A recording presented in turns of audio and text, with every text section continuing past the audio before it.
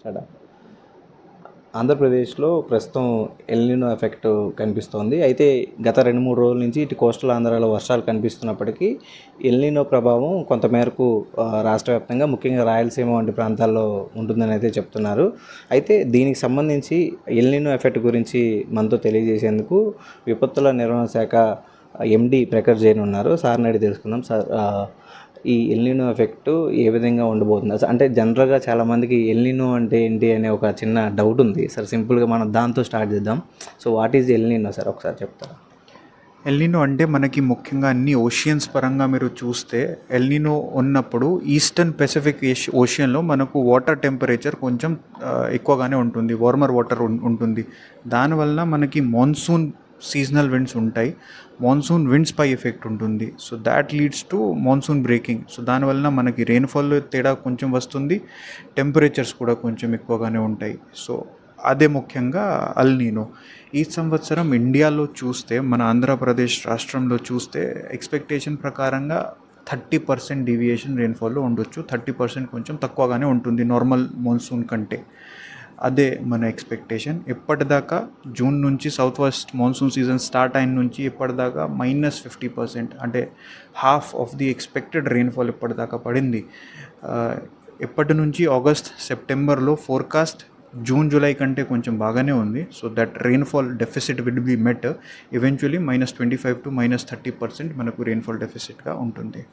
Sir, అంటే ఇప్పటికే ఆంధ్రప్రదేశ్లో వరి వేయొద్దు అన్నట్టుగా అటు అగ్రికల్చర్ సంబంధించి తెలియజేశారు. అంటే ముఖ్యంగా ఈ రెయిన్ఫాల్ ఫోర్కాస్ట్ని ఆధారంగా చేసుకొని చెప్పారు. అంటే మరి ఇప్పటికే వేసిన వరి కానీ లేదా ఇతర పంటలకు కానీ అంటే మీరు చెప్తున్న 25-30%తో ఉంటుందా? ఇది ఎల్నినో అనేది అసలు మనం ఫోర్కాస్ట్ చేయగలుగుతున్నామా లేదు? సో నేను మీకు మొత్తం రాష్ట్రం కలిపేసి ఒక ఫిగర్ చెప్తున్నాను, కానీ ఆర్టీజీఎస్, ఎస్డిఎంఏ, అగ్రికల్చర్ డిపార్ట్మెంట్ ముగ్గురు కలిసి పాతవి అన్ని డ్రాట్ కండిషన్స్, రెయిన్ఫాల్, ఈ సంవత్సరం జరిగిన రెయిన్ఫాల్ ఫోర్కాస్ట్, మనకు ఉన్న వాటర్ అవైలబిలిటీ ప్రకారంగా, రిజర్వాయర్లో ఉన్న వాటర్ ప్రకారంగా, గ్రౌండ్ వాటర్ ఉన్న వాటర్ ప్రకారంగా ఈ మొత్తం ఒక అనాలిసిస్ చేయడం జరిగింది. సో ఏ ఆర్ఎస్కేలో ఎంత రిస్క్ ఉంది అది కూడా మనకి తెలుసు.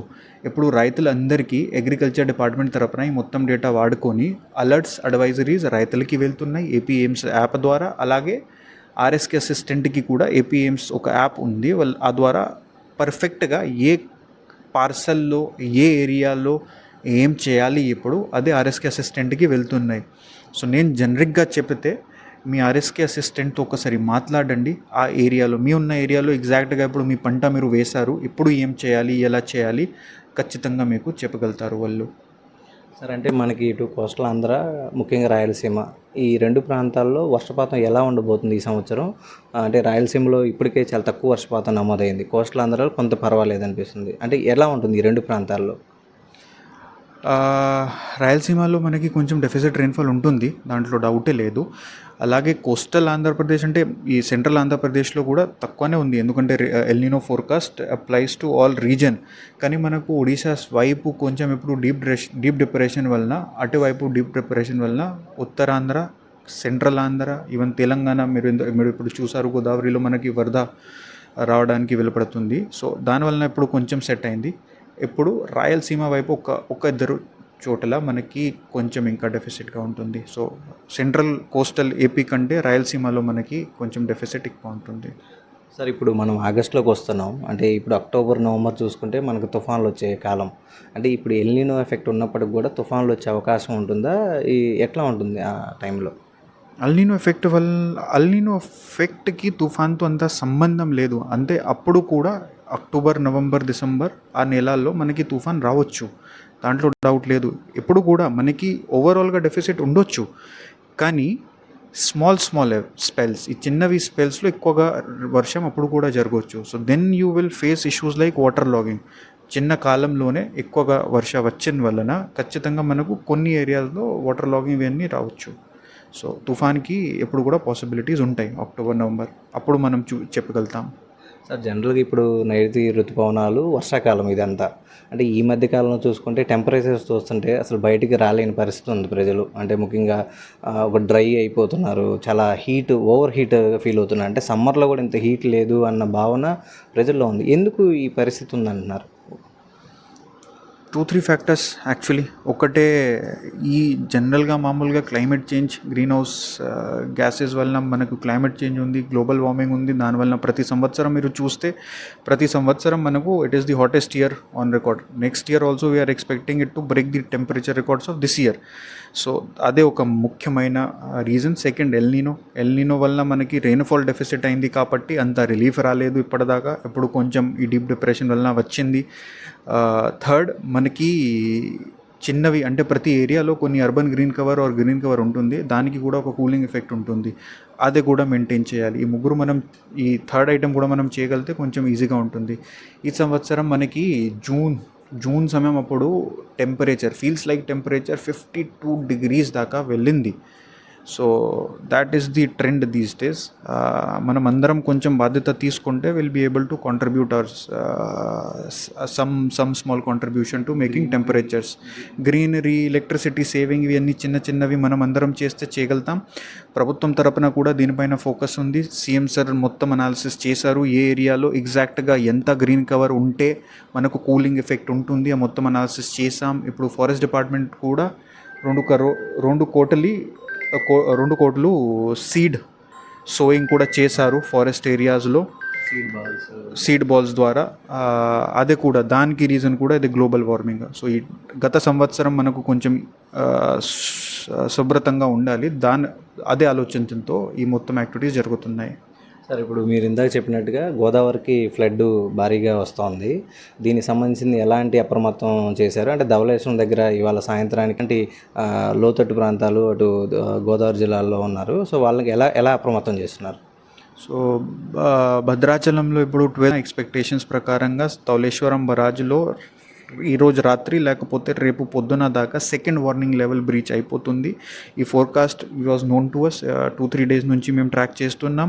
సో ఇది దృష్టిలో పెట్టి ఇప్పుడు 4 జిల్లా కలెక్టర్స్ వాళ్ళు ఆల్రెడీ యాక్షన్ తీసుకున్నారు. ఎవాక్యుయేషన్ ఎఫర్ట్స్ జరుగుతున్నాయి. మన తరపున SDRF, NDRF యూనిట్స్ కూడా పంపడం జరిగింది. పోలవరంలో ఇప్పుడు 2 SDRF యూనిట్స్ ఉన్నాయి. ఏలూరులో ఒక SDRF యూనిట్ పెట్టడం జరిగింది, ఇంకొకటి NDRF పెడుతున్నాం. కోనసీమ ఒక NDRF యూనిట్ పెడుతున్నాం. అలాగే రాజమండ్రి ఒక యూనిట్ పెడుతున్నాం. ఈ 4 జిల్లాల్లో ముఖ్యమైన మనకు కొంచెం ఎఫర్ట్ ఉంటుంది. సో ఈ గోదావరి ఉన్న పక్కన విలేజెస్లో ఈ సెకండ్ వార్నింగ్ వలన ఎంతవరకు వాటర్ లెవెల్ రైజ్ అవుతుంది అది దృష్టిలో పెట్టి ఒక టెంటేటివ్ లిస్ట్ కూడా తయారు చేసాం, ఎక్కడ ఎవాక్యుయేషన్ జరగాలి. Collectors are on the job. Home minister madam, IT minister sir, ఇప్పుడు సీఎం సార్ కూడా ఇప్పుడే భోగాపురంకి వెళ్ళారు. సార్ కూడా సీఎం నుంచి మనకి ఇన్స్ట్రక్షన్స్ వచ్చి మొత్తం సిచ్యువేషన్ మానిటర్ చేయడానికి. CM sir he's already instructed to release 1 crore to these 4 districts so that they are able to take relief and rescue efforts. So order కూడా ఇప్పుడే వస్తుంది.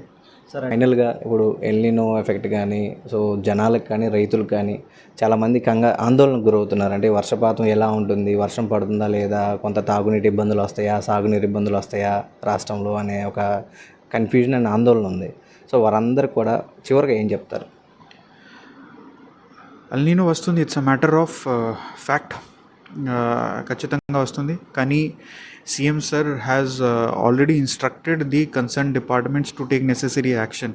సో ఇప్పుడు ఏప్రిల్ నుంచి సీఎం సార్ ఈ మొత్తం పరిస్థితి మానిటర్ చేస్తున్నారు. డ్రింకింగ్ వాటర్, ఇరిగేషన్, ఇండస్ట్రీకి ఇచ్చిన వాటర్, ఈ 3కి కొంచెం ప్రయారిటీగా ఇచ్చాం. మొత్తం డేటా మన దగ్గర ఉంది. సో ఒక ప్లాన్ కూడా తయారు చేయడం జరిగింది. ఎప్పుడు ఎక్కడ నుంచి ఎంత వాటర్ ఇవ్వాలి ఆ మొత్తం ప్లాన్ తయారు చేయడం జరిగింది. ఆ ప్లాన్ ప్రకారంగా మనం ఎంతవరకు అందరికీ వాటర్ ఇవ్వగలితే అంతవరకు ఇవ్వడానికి ఏర్పాటు చేస్తాం. ఈ మండే మళ్ళీ మనకి ఒక సమీక్ష మీటింగ్ ఉంటుంది. దాంట్లో మొత్తం ప్లాన్ ఎక్స్ప్లెయిన్ చేసి ఇంకా ఫీడ్బ్యాక్ మనకు వస్తే తీసుకొని మళ్ళీ we will work it out. So ప్రభుత్వం తరపున ఇప్పుడు ఈ పరిస్థితుల్లో ఎంతవరకు మనం చేయగలుగుతాం అంతవరకు ఖచ్చితంగా చేస్తాం.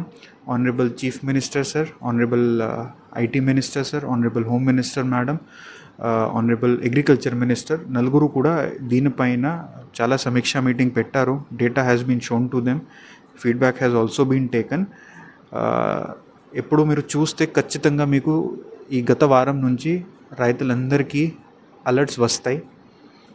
మీకు ఉన్న RSK అసిస్టెంట్కి కూడా మేము అలర్ట్స్ పెడుతున్నాం సజెషన్స్తో సహా. ఏ క్రాప్ ఉన్నప్పుడు ఎప్పుడు ఏం యాక్టివిటీ జరగాలి. దయచేసి రైతులందరికీ నేను అదే చెప్తాను, మీరు మీ ఆర్ఎస్కే అసిస్టెంట్తో మాట్లాడండి. వాళ్ళ తరపున అలర్ట్స్ అండ్ అడ్వైజరీస్ తీసుకొని, మీకు కూడా వస్తాయి కానీ వాళ్ళ తరపున కూడా అడ్వైజరీస్ అలర్ట్స్ తీసుకొని అలర్ట్స్ అండ్ అడ్వైజరీ ప్రకారంగా ముందుగా వెళ్ళాలి. అదే నా రిక్వెస్ట్. సో ఇది ఏదైతే ఎల్నినో ఎఫెక్ట్ కొంతవరకు ఉన్నప్పటికీ కూడా రైతులందరూ కూడా ముఖ్యంగా ఏదైతే పంటలు సాగు చేస్తున్నారో ఆ రైతులందరూ కూడా ఆర్ఎస్కే అసిస్టెంట్ల దగ్గరికి వెళ్ళి, అంటే రైతు సేవా కేంద్రాల్లో ఉన్న అసిస్టెంట్లు, అదేవిధంగా అగ్రికల్చర్ ఆఫీసర్లను కలిసి ఏ పంటలు వేస్తే బెటరు, వాళ్ళకి ఖచ్చితంగా ఇటు డిజాస్టర్ మేనేజ్మెంట్ నుంచి, ఐఎండీ నుంచి, గవర్నమెంట్ నుంచి కూడా ఎప్పటికప్పుడు వెదర్ ఫోర్కాస్ట్ వస్తుంది. వాతావరణంతో పాటు వరదలు, వర్షాలు సంబంధించిన అప్డేట్స్ వస్తున్నాయి. కాబట్టి మీరు ఏ పంటలు వేస్తే బెటర్ అనేది అటు అగ్రికల్చర్ ఎవరైతే వ్యవసాయదారులు ఎవరైతే ఉన్నారో వారందరూ కూడా అక్కడి నుంచి సేవలు పొందొచ్చు అని చెప్తున్నారు. ముఖ్యంగా ప్రస్తుతం కోస్తాంధ్రలో వర్షాలు ఈ రానున్న మంత్స్లో, రానున్న ఆగస్టు కానీ సెప్టెంబర్లో కానీ వర్షపాతం ఖచ్చితంగా వర్షాలు ఉంటాయని చెప్తున్నారు. ముఖ్యంగా కొంత రాయలసీమలో అక్కడక్కడ 1-2 జిల్లాలు కొంచెం ఇబ్బందులు ఉన్నాయి. ఓవరాల్గా రాష్ట్రంలో వర్షపాతం 70 నుంచి 80% వర్షపాతం ఉంటుందని అయితే ఎండి ప్రకాష్ జైన్ మనతో తెలియజేశారు.